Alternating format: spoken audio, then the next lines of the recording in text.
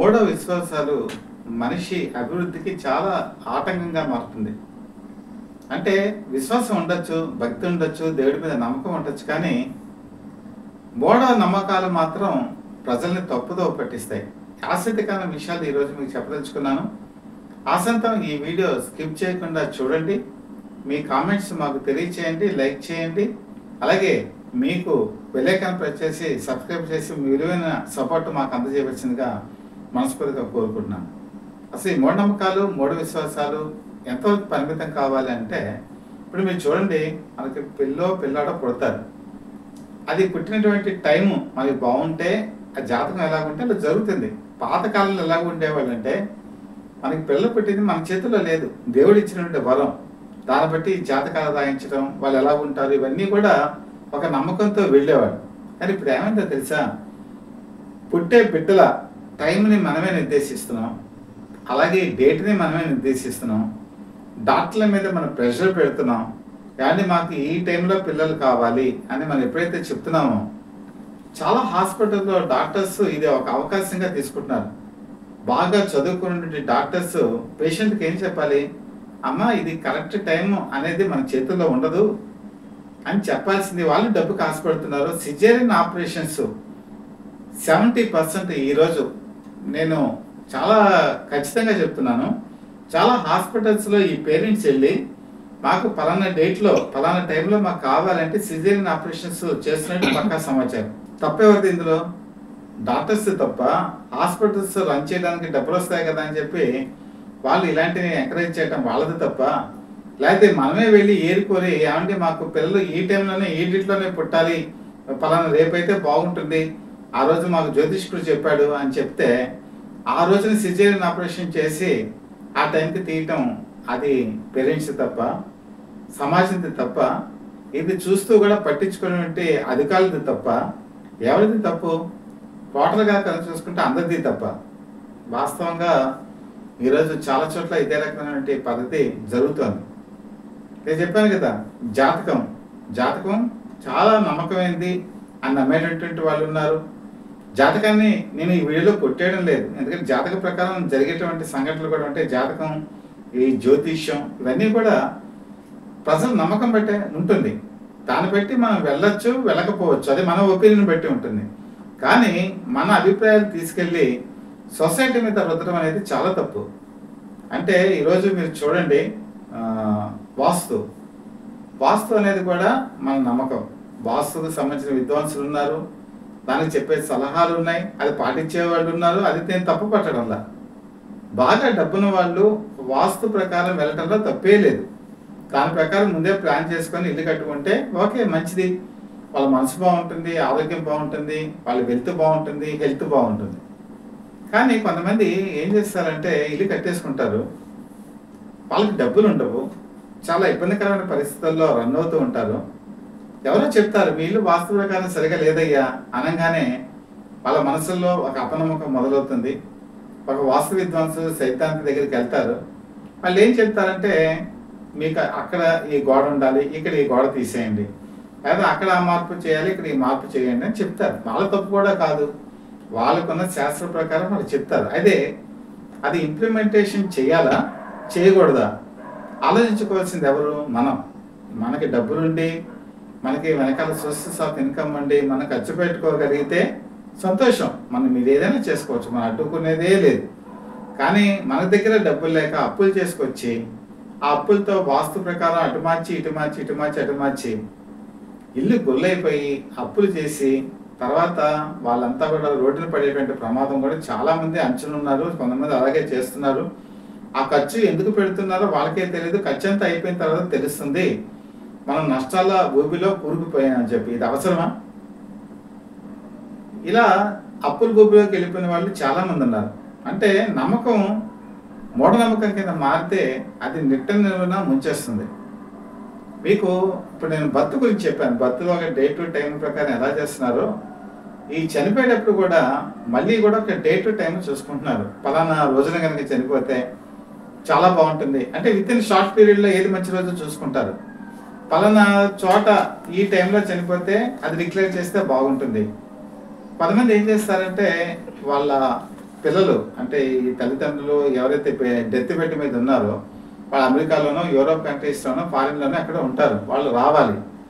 వాళ్ళు వచ్చేంత వరకు డిక్లేర్ చేయరు. మన ఆ ప్రాణాన్ని బతికించడం ఎలాగా? దానికి ఏంటంటే వెంటిలేటర్ మీద ఉన్నప్పుడు ఒక మనిషి అలాగా కంటిన్యూ అవుతాడు, కాళ్ళు చేతులు కదిలినట్టు కనిపిస్తాయి. అలాగా డెత్ డిక్లేర్ చేయకుండా రన్ చేస్తారు షో. వాళ్ళు వచ్చిన తర్వాత అప్పుడు ఆ రోజు ఏదో మంచి రోజు చూసుకొని ఆ రోజు మీరు డిక్లేర్ చేయండి అంటే ఆ రోజు వెంటిలేటర్ తీసేస్తారు.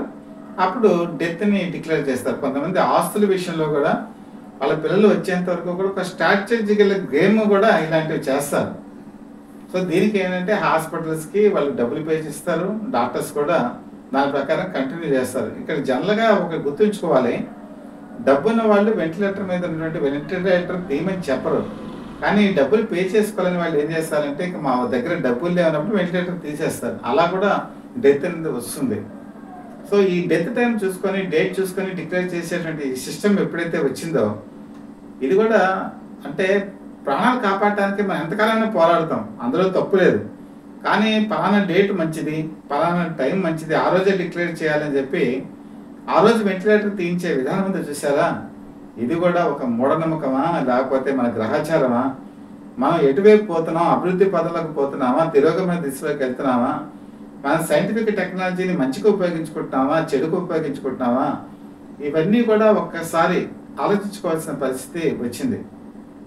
ఇలాగా ఒక నమ్మకం అనేది, ఆ నమ్మకం ఎలాంటి పద్ధతి, ఇప్పుడు ఒక పెళ్లి జరుగుతుంది, పెళ్లి ఒక మంచి ముహూర్తం పెట్టుకుంటారు, ఆ మంచి ముహూర్తాన్ని చేస్తారు, మంచిదే, ఎవరైనా మంచి జరగాలని చెప్పి మంచిగా కోరుకుంటారు. కానీ ఈరోజు వచ్చేటప్పటికి మనం ఈ నమ్మకాన్ని ఆధారంగా చేసుకొని డబ్బుని విచ్చలవిడిగా ఖర్చు పెట్టడం ఎంతవరకు అనేది వాళ్ళ విజ్ఞతకే వదిలేసేయాలి.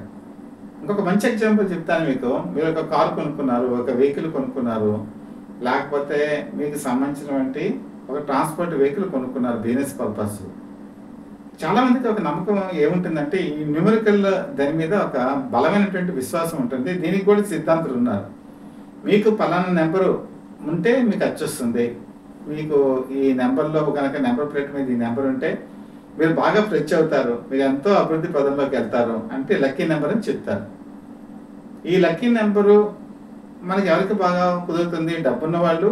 వాళ్ళకి మన ఆర్టీఓ ఆఫీస్కి వెళ్ళి అక్కడ వేలంపాట ఉంటుంది, ఆ వేలంపాటలో వాళ్ళు వేలంపాట పాడతారు, వాళ్ళకి కావాల్సిన నెంబర్ చేజిక్కించుకుంటారు. అది వాళ్ళకి డబ్బు ఉంది కాబట్టి అది వాళ్ళు కొనుక్కుంటారు వాళ్ళు. సరే, ఇంకా మిడిల్ క్లాస్ ఫ్యామిలీస్ వచ్చేప్పటికి కొంత అఫోర్డబిలిటీ వాళ్ళకి ఉందనుకోండి, ఈ లక్కీ నెంబర్ గురించి వాళ్ళు కూడా పార్టిసిపేషన్ చేస్తారు. ఆ పార్టిసిపేషన్ చేసినప్పుడు ఆ నెంబర్ గురించి పోరాడతారు, వాళ్ళు వాళ్ళకున్న పరిధిలో ఖర్చు పెడతారు. కొంతమంది పట్టుదలకి పోయి మనకు అసలు ఎటువంటి ఎకనామికల్గా వాళ్ళకి ఎటువంటి బ్యాక్గ్రౌండ్ లేకపోయినా కూడా ఈ లక్కీ నెంబర్ కనుక నాకు ఉంటే నేను ఎంతో అభివృద్ధి చెందుతానని చెప్పి అప్పులు చేసి తీసుకొచ్చి ఈ లక్కీ నెంబర్ తీసుకోవడానికి ప్రయత్నం చేస్తారు. ఇది నేను తప్పు అంటున్నాను. మనం ఎంత డబ్బు మన దగ్గర ఉందో అంత డబ్బుతో మనం ఇలాంటి విశ్వాసాలకు పోతే పర్వాలా. ఈ విశ్వాసాన్ని నమ్ముకొని మనం అతిగా ఖర్చు పెడితే చివరికి కుటుంబం అంతా కూడా ఎంత ఇబ్బందులు పడతాయో, తిండికి లేని పరిస్థితులకు ఎలా వెళ్తాయో కూడా ప్రత్యక్షంగా నేను చూస్తున్నాను. నమ్మకాన్ని మనం ఇలా అతిగా కనుక వెళ్ళినట్టయితే ఆ కుటుంబం మొత్తం ఇబ్బంది పడేటువంటి అవకాశం ఉంటుంది. ఒకసారి ఫైనాన్షియల్గా సర్వనాశనమైనటువంటి పరిస్థితులు కూడా ఉంటాయి. ఇది కేవలం ఈ నెంబర్స్ అనేది ఒక మీరు వెహికల్స్ కనుక్కుంటున్నారా? ఈవెన్ మొబైల్స్ కూడా, మొబైల్ నెంబర్లో కూడా మీకు లక్కీ నెంబర్స్ అని చెప్పి ఈరోజు చూసుకుంటున్నారు. ఆ లక్కీ నెంబర్కి కూడా ఆ మొబైల్ ఆపరేటర్తో ఎంతో డబ్బులు ఖర్చు పెట్టి ఆ నెంబర్ తీసుకొచ్చే వాళ్ళు కూడా చాలామంది ఉన్నారు. అంటే ఈరోజు నేను చెప్పిన ఎగ్జాంపుల్స్ ఈ రంగాలకే పరిమితం కాదు, చాలా రంగాలకి పరిమితం అయిపోయింది. చివరికి కొంతమంది రోజువారీ కార్యక్రమాలకు కూడా ముహూర్తం పెట్టుకుంటూ ఉంటారు.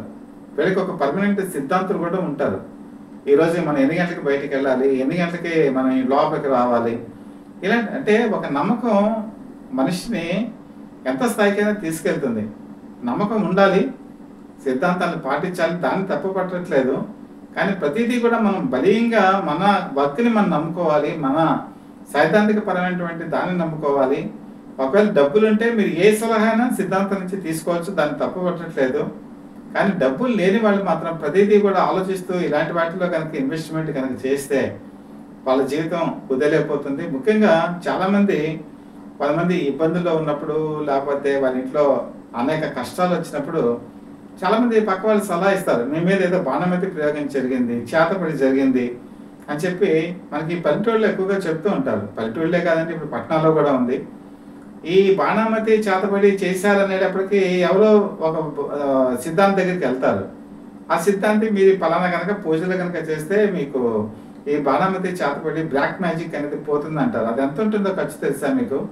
₹1,00,000, 2,00,000, 3,00,000 ఉంటాయి. సరే, డబ్బున్న వాళ్ళు నమ్మకంతో చేయించుకుంటారు. డబ్బు లేని వాళ్ళు ఏం చేస్తారు? ఏదో బంగారం అమ్మేస్తారు, లేకపోతే ఇల్లు తాకట్టు పెడతారు, వెళ్ళి చేయించుకుంటారు. ఇలా మోసపోయే వాళ్ళు కూడా చాలామంది ఉన్నారు. ఇంకా భార్యాభర్తలు పెళ్ళైన తర్వాత భార్యకి తన భర్త మాట వినట్లేదని చెప్పి ఒక మనసులో ఒకటి ఉంటుంది. చాలా చోట్ల మనం అడ్వర్టైజ్మెంట్లు చూస్తున్నాం, వశీకరణ. ఈ వశీకరణ అనేది మేము చేస్తాము అని చెప్పేసి అందులో ఉంటుంది. వశీకరణ అంటే ఏంటంటే ఒకరిని లోపరుచుకోవడం. ఇది ఎక్కడైనా అసలు ఏదైనా కరెక్టేనా? అంటే ప్రేమతో మనని ఎదుటివాళ్ళని వశం చేసుకోవాలి, అనురాగంతో చేసుకోవాలి, ఆత్మీయతతో చేసుకోవాలి, ఒకరినొకరు కలిసి ఉండాలి. భార్యాభర్తలు అంటే ఇద్దరు కలిసిమెలిసి ఉండేటువంటి సంబంధం. పల్లెటూరులో ఎప్పటికీ ఉంది. వశీకరణ అనేటప్పటికీ అక్కడికి వెళ్ళిపోతారు. ఆ వశీకరణ పేరు మీద అనేక పూజలు చేస్తారు, అనేక మందులు కూడా భర్తకి తినిపిస్తారు, లేదా భర్త భార్యకి తినిపిస్తాడు. ఇందులో ఏది సైంటిఫిక్ రీజన్ ఉంటుందో ఎవరికీ తెలియదు. దీంతో ఏమవుతుందంటే ఇక్కడ కూడా డబ్బులు ఖర్చు పెడతారు. మీరు చూడండి, ఏ హాస్పిటల్లోకి వెళ్ళినా కూడా మీకు ఇలాంటి మూఢనమ్మకాలను నమ్ముకున్న వాళ్ళు ఎలా బలైపోతున్నారు సమాజంలో కనుక మనం చూసుకుంటే చాలా ఇబ్బందికరమైన పరిస్థితి. కొంతమంది ఉద్యోగాలు ప్రమోషన్ రావాలి అనుకుంటే మళ్ళీ వీళ్ళ దగ్గరికి వెళ్తారు. వెళ్తే మళ్ళీ ఇక్కడ పూజలు చెప్తారు, లేదా ఇంకోటి ఏదైనా మంచి తాంత్రిక విద్య చెప్తారు. కానీ డబ్బు లేని వాళ్ళు ఇలాంటి వాటికి వెళ్ళి డబ్బులు పోగొట్టుకోవద్దని చెప్పి నేను మనస్ఫూర్తిగా కోరుకుంటున్నాను. నేను సిద్ధాంతాన్ని విమర్శించట్లేదు, జ్యోతిషాన్ని విమర్శించట్లేదు, జాతకాన్ని విమర్శించట్లేదు. అవి సిద్ధాంతపరంగా ఉంటాయి. కానీ మనకి డబ్బులు లేనప్పుడు ఇలాంటివి ఎంతవరకు మనం చేయాలి, ఎంతవరకు వీటిల్లో మనం పార్టిసిపేషన్ చేయాలి, ఎంతవరకు వీటిల్లో మనం డబ్బులు ఖర్చు పెట్టాలి, ఈ విజ్ఞత అనేది మనకున్న ఫైనాన్షియల్ కెపాసిటీ బట్టి మీరు ఒకసారి ఆలోచించుకోండి. అలివి కాని వాటికి వెళ్ళి మీ డబ్బుల్ని దుర్వినియోగం చేసుకోవద్దు. మీరు ఒక కాలువలో దూకారనుకోండి, ఈత కొట్టచ్చు.